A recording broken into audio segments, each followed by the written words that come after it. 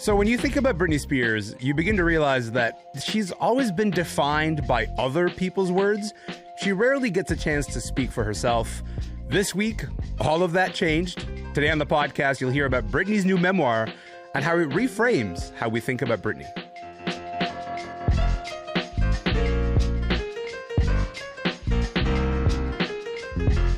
I'm Elamin Abdelmahmoud. This is Commotion.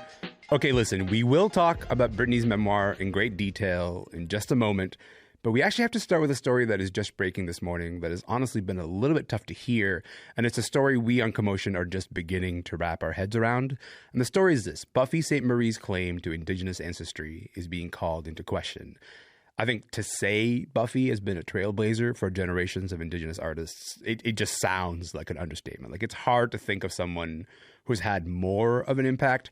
Her name gets cited as an influence for so many Indigenous artists.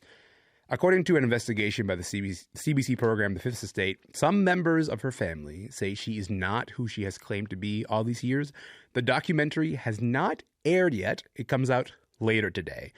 To date, Buffy Sainte-Marie has not addressed these issues directly with CBC, but we should say that Buffy posted a video on social media to address some of what's out there right now.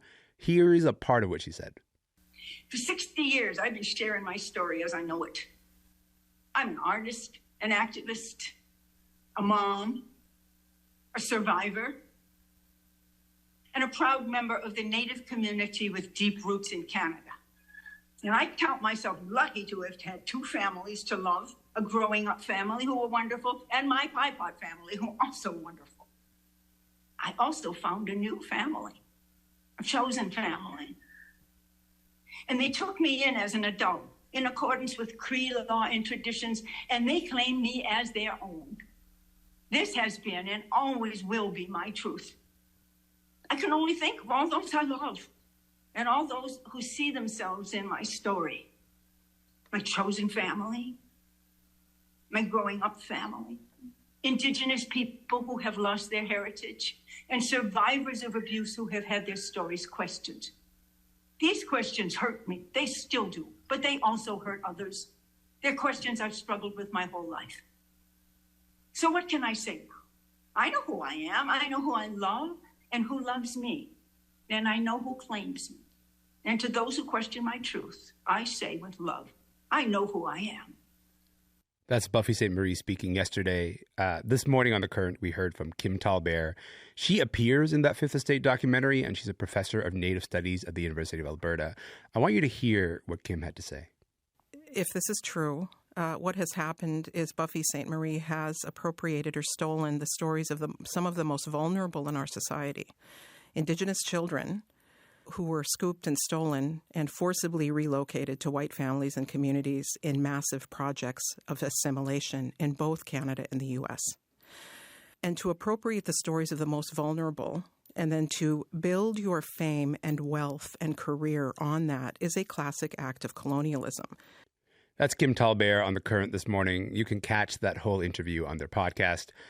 Listen, as I mentioned earlier, this story is still sinking in for a lot of us. I personally have not seen the Fifth Estate piece yet. I'm going to be watching it later today. Today, it streams on YouTube. It airs tonight on CBC. After we watch it, we're going to sit with it for a moment, and then over the weekend, we'll sit with it some more and talk about it on Monday's podcast. For more on this story, you can always go to cbcnews.ca.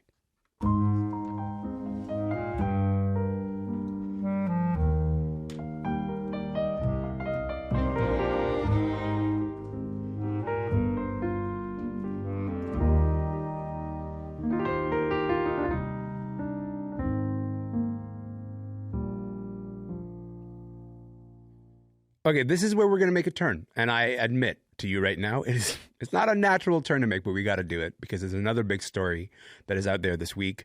And I think maybe the place to start is here.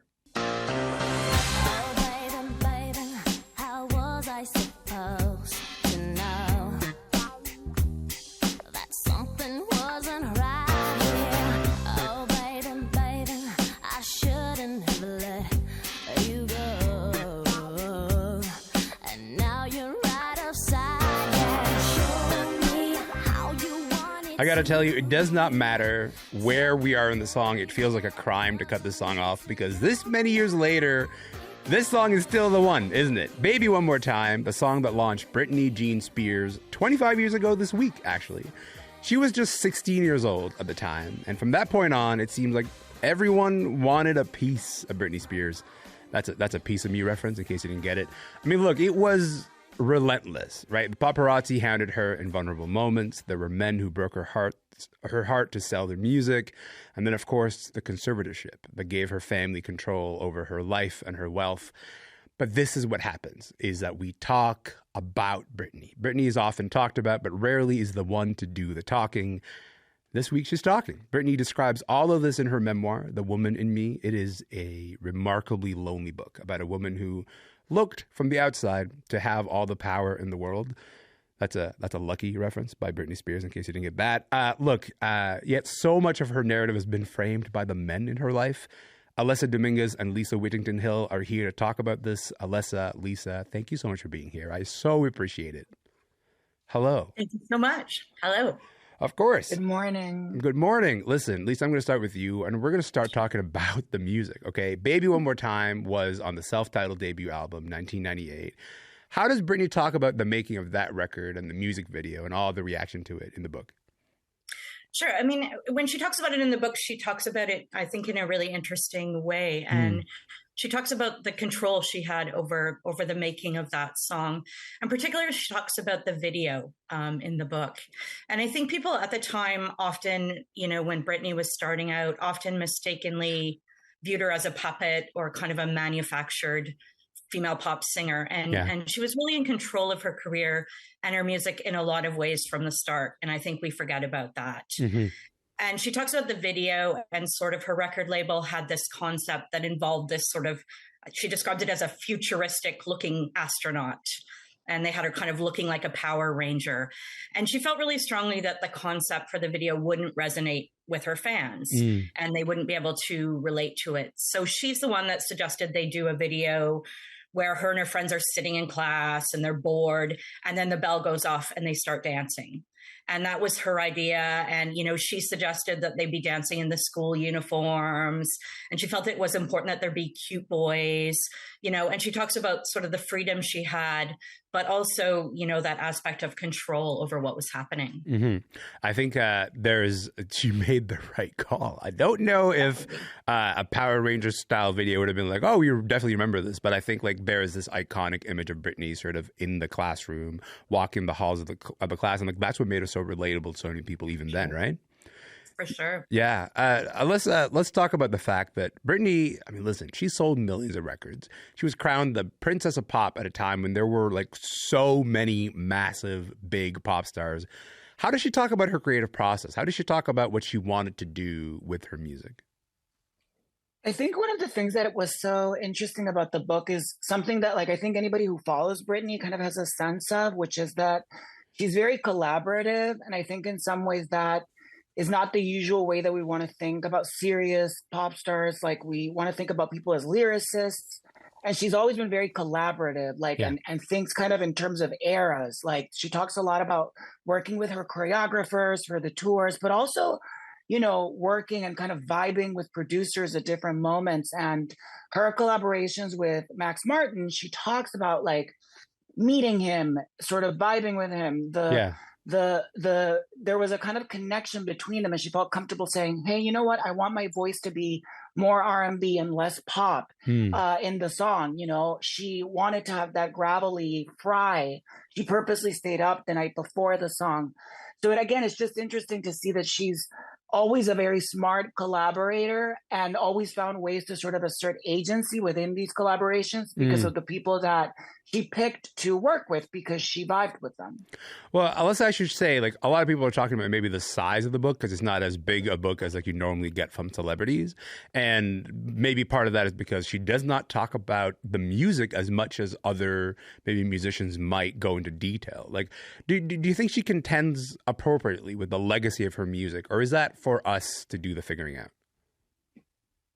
Yeah, I think I think that she actually does talk about the music in the way that she engages with the music, which is there's this kind of thing on sort of pop or on Reddit, the pop head Reddit, about like the idea of the main pop girl, which is sort of like the pop star who, again, has the right, all the right elements to be like a major pop star, which is different than being a songwriter or this or that. It involves that, but it's not just that. It's having the right videos, having the right narrative, having the right producers, having the right, and all those things are labor. And I think what Britney really sort of brings out in the book, in the way that she does talk about her work and her music, is that it was a collaborative endeavor that required sort of her working with choreographers, with the producers, to sort of create an entire era.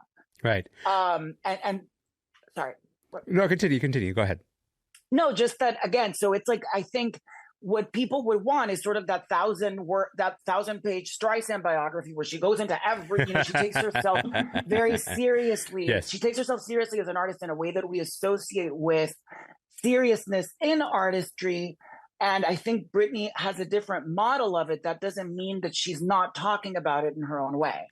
Well, I was going to say, like, to me, Lisa, when people sort of engage with celebrity memoirs, I think they're looking a little bit for that. They're looking for like all the behind the scenes, like the little bits of thought that went to the songs. And she doesn't give you as many of those in this book. So let's just talk about like how sometimes a memoir can change maybe the way you think about a particular song and the way it came together. Are there any examples in this book that stand out for you in terms of, oh, that shifts how I think about this Britney song or this Britney moment? I mean, I think one of the things I took away, like kind of overall, was how grueling the schedule was for her. And she talks repeatedly in the book about how much she wanted to take breaks at certain points, but couldn't take them. And, that she had to keep going, and she was pushed to kind of keep performing and making music. And I think, at the time there were more stigmas around mental health, then, which Britney acknowledges in the book. At the time, there certainly were more stigmas. Yeah. And I think musicians now get praised for canceling tour dates to look after their mental health. And I wish that had happened with Britney. Mm-hmm. In terms of performances, I think one of the parts that I found really interesting to read was reading her account of the Gimme More VMA performance in 2007. And it really stood out for me. She was so proud of the Blackout album. And she was pressured to get out and promote it when she wasn't ready to. Right. And, the VMAs were less than a year after she'd had her second baby in 2 years. And she felt she wasn't in shape, and there were problems with her costumes and her hair extensions, and just wasn't feeling great. And Justin Timberlake was there performing, which I'm sure wasn't fun for Britney. And, I remember Sarah Silverman roasted her on stage and made fun of her kids. And I really remember that. And I remember how the press and late night hosts came after her about that performance. And she was really mocked and just kind of, I think, reading what she was going through before, during, and after the performance. I just wish people had been kinder and more understanding to her, And, at the time, tearing women like Britney down was such a sport. And it was heartbreaking to read what she was going through at the time. It's you saying that reminded me of the fact that, I think it was like a couple of weeks ago, I was reading about another artist who was like, hey, I was supposed to go on tour. I'm canceling this tour because I can't. I'm just not in a place to do this right now. And like the supportive comments that they get, right? Yeah. Like just like the outpouring of like, I'm so glad that you're doing this. Take the time that you need. And I try not to do this. I try to not to apply like the morals of today to the past, because like we just kind of understood stardom differently, I think.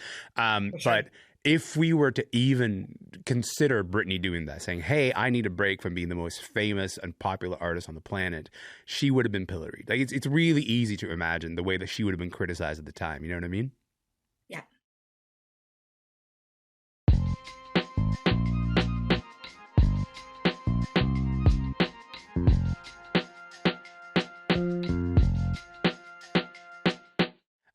Alessa, can we talk about men for a moment? I know I don't want to, but can we do it? Is that okay with you? 100%.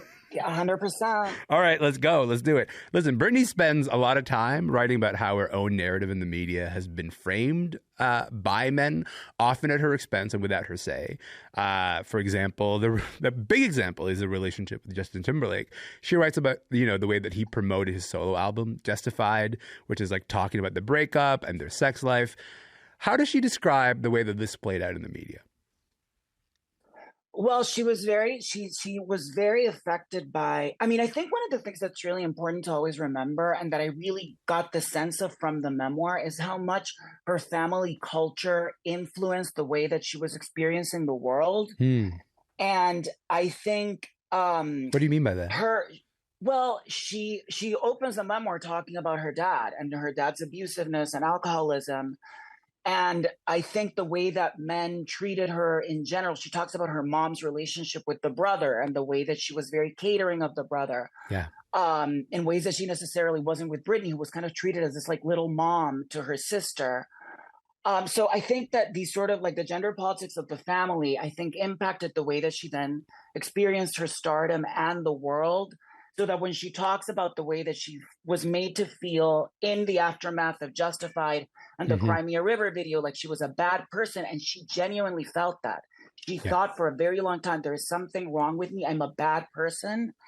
I think that like there's this connection between her family culture and the stardom that I think impacted her agency and her sense of agency in ways that when I think people looked out from the outside in, they were like, but why doesn't Britney say this? Or why doesn't Britney do that? Right. But in fact, it was like a family culture thing and just a general culture thing. So that she even talks about like that when Justin talked about her quote unquote virginity on the radio and talked a little bit about their sex life, she actually says in the book, I wasn't mad at it because it broke through the way that the other men, the management men, had been wanting to sort of sell her as this virgin. So she has this very kind of complicated connection to agency and masculinity and sort of men framing her story that I think she makes very clear in the memoirs, kind of connected to her family culture. Right. And growing up with the parents that she grew up with. Two quick points. Point number one is you are making your point so eloquently, and so is your cat in the background. Your cat was like, I have thoughts also, and I love that. Oh my God. Your cat should be able to chime in. You know what? Justice for your cat. I'm here for this. And point two, and maybe more importantly, is that I wanted to, at this juncture in the conversation, play a clip of Justin Timberlake's Crimea River, and our producer said no. And you know what? She was right. She was right, because this is not a space for Justin Timberlake to air any of his grievances. The fact that he made the Crimea River video and used a Britney lookalike, that it's on me. I should not have made that suggestion. At least I want to talk about, okay, hang on. Justin Timberlake, but also her ex-husband, Kevin Federline. They don't particularly come off well in this book. But Britney does give them credit for being able to play the publicity machine, I think. I want to play you this bit of audiobook of Britney's memoir. It's voiced by Michelle Williams. Listen to this. Looking back, I think that both Justin and Kevin were very clever. They knew what they were doing, and I played right into it. That's the thing about this industry. I can see now that you have to be smart enough, vicious enough, deliberate enough to play the game. And I did not know the game. Lisa, a lot of women of that era have been coming forward in the last year saying, you know what, we're taking back the narrative that men had controlled in the past. Can you just briefly describe the culture back then that these women are responding to now? Sure. I mean, it really was a culture of double standards. I mean, it still is, but, there was so much sexism and misogyny, and Britney talks very openly in the book about it. And, one of the first instances in the book where it sort of comes up is she talks about when she was touring with NSYNC and noticing that Justin, I don't want to say his name, but got asked very different questions than she did by reporters, by the media. Also, interviewers felt it was appropriate and okay, to ask questions about her breasts and whether they were real, and to ask if she was a virgin. She was shamed if she dressed too sexy, accused of corrupting the youth of America. And she talks a lot in the book about men looking at her and leering at her from a very young age. And, the fact that people couldn't think of her as being both sexy and capable. It was either one or the other. Alessa, the second half of this book is about the 13 years that she was placed under a conservatorship. This means her father was appointed by the court to be in charge of her money, her life. We later learned that it was like so many micro decisions that still had to go through him. That conservatorship has been covered in the news. There was the Free Britney protest. There was a documentary. But her voice has largely been absent from these conversations. Alessa, what did you get from hearing from this about this period from Britney, like from her own perspective?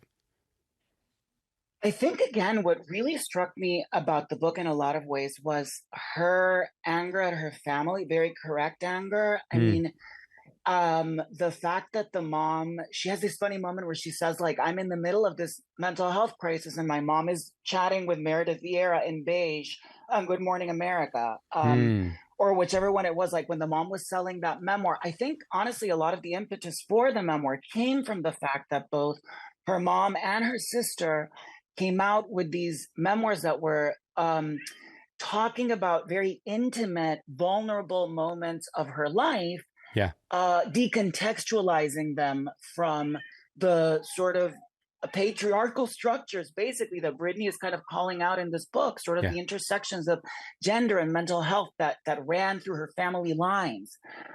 She's kind of giving context to these decontextualized narratives that both her mom and her sister felt the need in the middle, again, of very complicated moments. Like the mom did this in like 2007, that memoir that she did, and then the sister did it right in the middle of the conservatorship.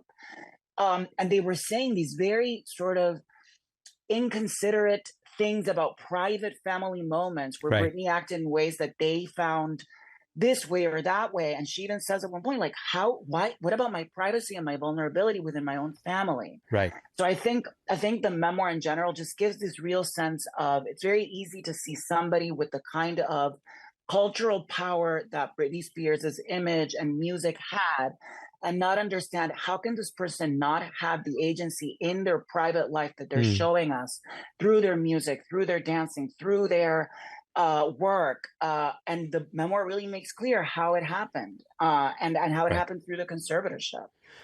Lisa, it's very nice of Britney Spears' memoir to come out this week because it dovetails very beautifully with the book that you just published, which is called Girls Interrupted: How Pop Culture is Failing Women.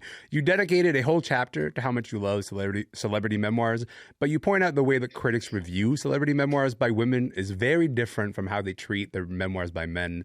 How have you seen that play out in the coverage of this memoir? I mean, one of the things I talk about in that chapter, I do love celebrity memoirs, is the gender bias in celebrity memoir coverage. And we've really seen that in the coverage of Britney's memoir. Famous women who write their memoirs, they have to bear it all page after page. And the stakes are certainly much higher than with men. With women, there has to be trauma and drama and juicy revelations and gossip. And we've certainly seen that with the reception to Britney's memoir. In the days leading up to its release, there was a focus on, sort of the juicy stories in it about Justin and what she revealed about him in the book. On social media, there was all the talk about, what happened with her fling with Colin Farrell and what drugs was she taking during those nights out with Paris and Lindsay. So you really felt that kind of, a focus on those kind of aspects as the memoir was coming out. Alessa, maybe last word to you on this. Britney wrote in the book that she wasn't very good at being famous. I think that's really interesting. But these days she's so active on Instagram. She's now written this memoir. What do you make of the way that she's been taking control over her own story? I actually think that was that is a very interesting comment. I think to some of the points that Lisa was making, I think we have, like, before sort of like Taylor and driver's license and sort of this idea that a mainstream pop star could sort of play with these tabloid narratives through their music, or even J-Lo with like the Jenny from the Block song. But I think that the standards of what it means to be quote unquote good at the game have shifted in a way. And I think that's what she meant when she said she wasn't good at that game. I think it hadn't kind of quite emerged in that same way. But I actually honestly think that her Instagram and what she's done with her Instagram, like, to me, Britney is sort of like part of that kind of tradition of sort of women celebrities, like Marilyn Monroe, who kind of like, I think, have their stories kind of ripped from them. And I actually think that Britney, like, there's that whole tradition of sort of like white women stars whose mental health becomes kind of fodder in a way that is outside of their control. And I think Britney is sort of like the one who talked back. I think because of the Instagram, and I think her book is very much in conversation with the Instagram. She even says it. I think she's the one who talked back. And it's like, it's been amazing to see. I mean, for me, like, it just was so shocking to see this like very Barbie-ish major star of my generation sort of deconstructing every narrative about her on Instagram. I still can't believe that happened. What you're getting at is like the way that the Instagram seems so like unpolished is like in such like stark contrast to the way that she has been so very deliberately kind of manipulated and controlled in the 90s and early 2000s. Is that what you're getting at? Yes, and that she talks in such raw ways about, I'm angry at my family. They hurt me. I mean, this is not like, you know what I mean? This isn't PR ease. It's not PR mandated stuff. It's like really raw, vulnerable stuff. And I don't think we've ever really seen a star of Britney's magnitude ever do that. I mean, this woman was literally the most famous woman in the world. She was Marilyn.